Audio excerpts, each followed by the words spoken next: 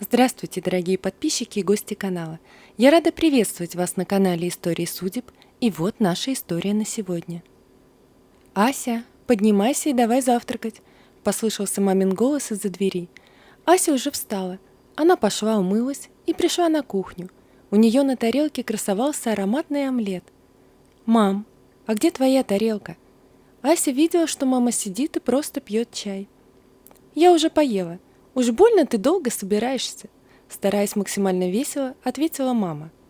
Но Ася знала, что это не так. Да и сама вчера видела в холодильнике только 2 яйца и немного молока. Она хотела выпить молоко перед сном, но увидев, что там осталось немного, выпила просто воды. Мама старалась зарабатывать как могла, но им все равно было очень тяжело. Фирма, в которой работала мама, закрывалась. И единственное, почему она еще не ушла оттуда, так это то, что ей еще были должны зарплату. Плюс сохранялась призрачная надежда, что новое руководство захочет оставить ее. Хотя другие сотрудники поговаривали, что там и своих специалистов хватает.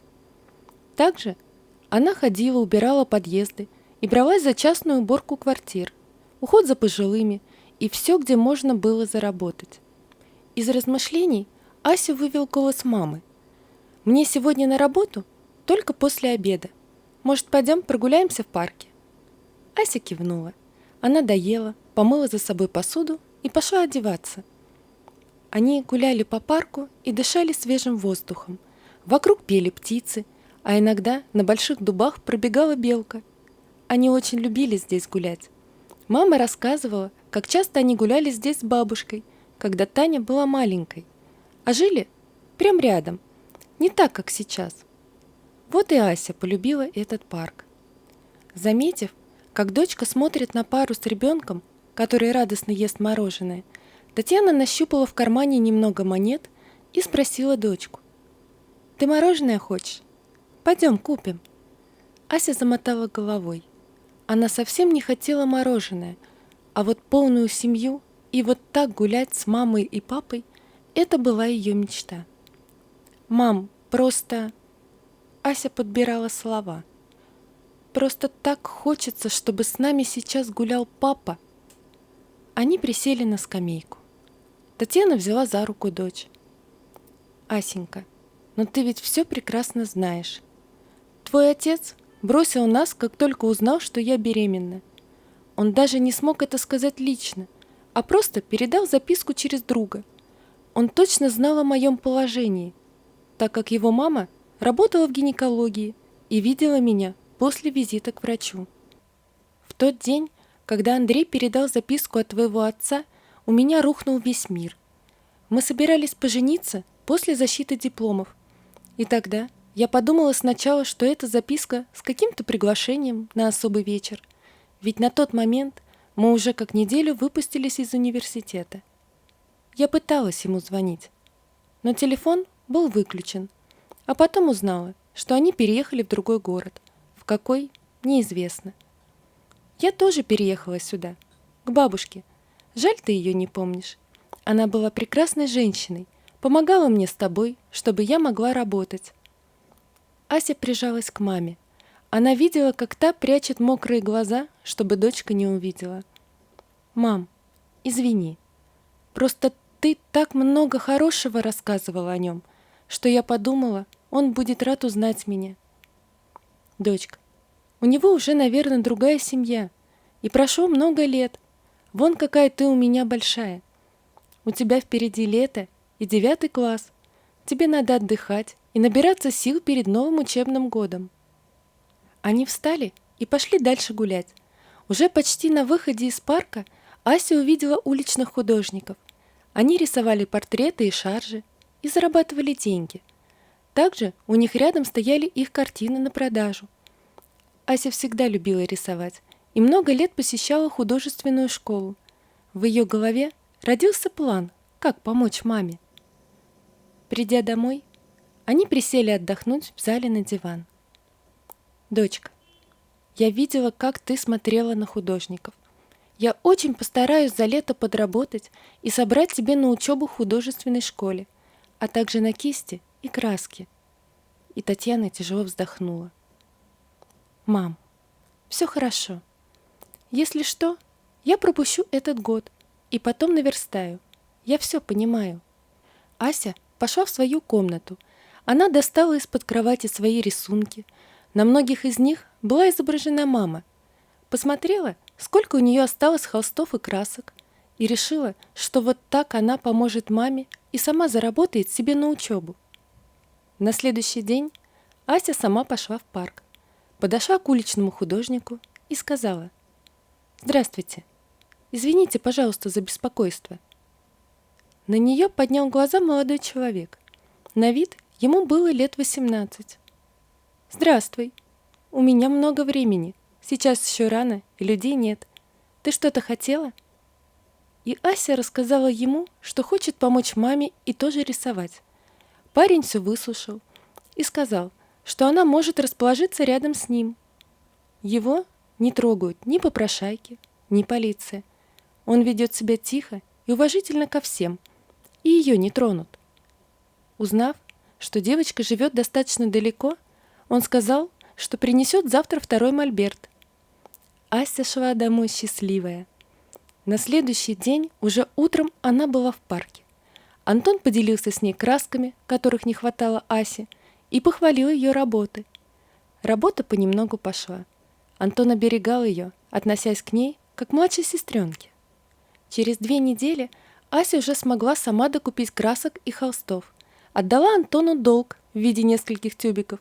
Тот не хотел брать, но она настояла. В этот день к ней подошел мужчина с дочкой. «А вы можете нарисовать портрет моей дочки с маской Белочки? Уж очень она хочет быть Белочкой».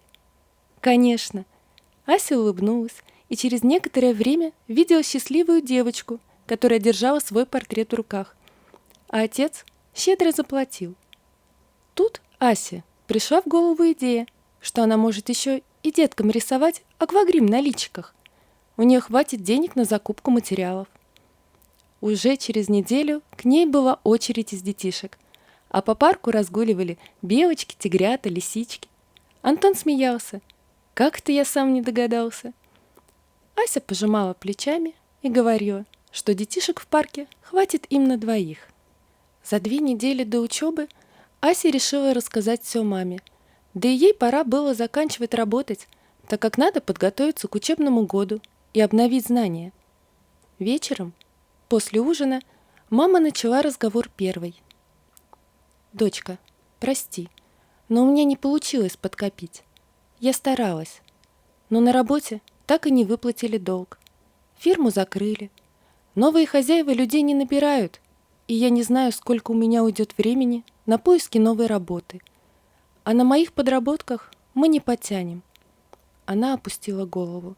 Ей было очень неудобно перед дочкой, но суровая реальность была такова. Ася встала и вышла из кухни молча. «Ну вот», — подумала Татьяна, решила не показывать мне своих слез и ушла к себе, и у нее накатились слезы на глаза. Но через пару минут Ася вернулась, широко улыбаясь. «Мам, вот», — сказала она и положила стопку денег на стол. «Откуда?» Татьяна не могла ничего понять, и Ася рассказала, как она работала летом. Татьяна пожурила дочь, но обняла крепко-крепко и почти шепотом сказала: «Какая же ты у меня умница! Но скоро школа. Давай ты больше не будешь ходить в парк». Ася кивнула. «Мам, я только завтра съезжу, заберу несколько своих картин и попрощаюсь с Антоном. Можно?» «Конечно, милая». Ася оставляла готовые картины у Антона. Тот жил совсем рядом с парком. Приехав на следующий день, она увидела, как с Антоном разговаривает мужчина и показывает на портрет ее мамы. Когда она подошла, то Антон сказал мужчине: «Вот девочка, которая рисовала этот портрет». Мужчина вглядывался в лицо девочки и дрожащим голосом спросил, показывая на портрет: «Откуда ты ее знаешь?» «Это моя мама». «Мама? Таня твоя мама?» Девочка непонимающе кивнула. «Вы ее знаете?» «Да, но уже много лет не видел. А как ее можно увидеть? Где вы живете? Извините, но я не говорю незнакомым людям свой адрес. А увидеть сможете здесь. Через пару часов она сюда приедет. Мужчина улыбнулся и сел на лавочку чуть поодаль. «Странный какой», — сказала Ася. «Антон, я этим летом больше не приеду. Я приехала за картинами. А мама приедет и привезет для тебя свой фирменный яблочный пирог». Пока молодые люди разговаривали, Дмитрий сидел на лавочке и вспоминал. Он очень любил Татьяну, и они собирались пожениться. Но потом его друг принес ему фотографии, на которых была изображена Таня с другим парнем. Он психанул, написал записку и уехал в другой город. Мама поехала следом за ним. Там она подобрала ему в жены девушку. Диме было все равно. Он все еще помнил свою Танечку, но простить не мог. Семейная жизнь не сложилась. Брак без любви долго не держится. Вскоре и мама сильно заболела. Уже умирая, она рассказала о том, что те фото были подделкой. Она считала, что Таня ему не пара. Еще что-то говорила про внуков, но дальше было уже не понять. После похорон матери он поехал в тот город, но Таню найти не смог. Вот так и продолжал жить просто один. А сейчас его отправили в этот город в командировку, и он решил прогуляться по парку. Он сидел и думал, что он скажет. Как ему извиниться? Если хотя бы простит, то ему уже будет легче. Вон у нее какая дочка красавица. И муж, наверное, есть. А он из-за своей глупости остался один. «Вы хотели меня увидеть?» Раздался такой знакомый голос. Дмитрий поднял голову и увидел свою Танечку. Он только и вымолвил: «Прости». Таня присела рядом, и они еще долго разговаривали. А в итоге обнялись и плакали. Ася смотрела на все это и ничего не понимала. Они подошли к ней, и мама сказала: «Ася, знакомься, это твой отец». Дима хотела обнять дочь, но та отступила назад. Она не понимала, почему мама улыбается, если отец бросил ее беременную. «Поехали домой, дочка. Мы тебе там все расскажем». Уже дома, на кухне, Ася все узнала. «Так, мои девочки, у меня такое предложение. Давайте продадим вашу и мою квартиру и купим дом в моем городе. Там у меня хорошая работа, и для Тани больше перспектив. Хорошая художественная школа есть. Я, конечно, не миллионер, но вполне могу содержать семью. Тем более, если что, у нас есть такая умница-дочка». Он подмигнул Асе и обнял Татьяну. Так и сделали. Ася не забывала Антона, и они периодически переписывались. У них сохранились дружеские отношения, даже несмотря на километры. И когда, спустя годы, она собралась выходить замуж, то сначала познакомила своего жениха с Антоном, назвав того своим старшим братом, хоть и не по крови, но по душе. Вот такая история, друзья. Напишите, пожалуйста, что вы думаете об этой истории. Не забудьте подписаться на канал и поставить лайк. До свидания.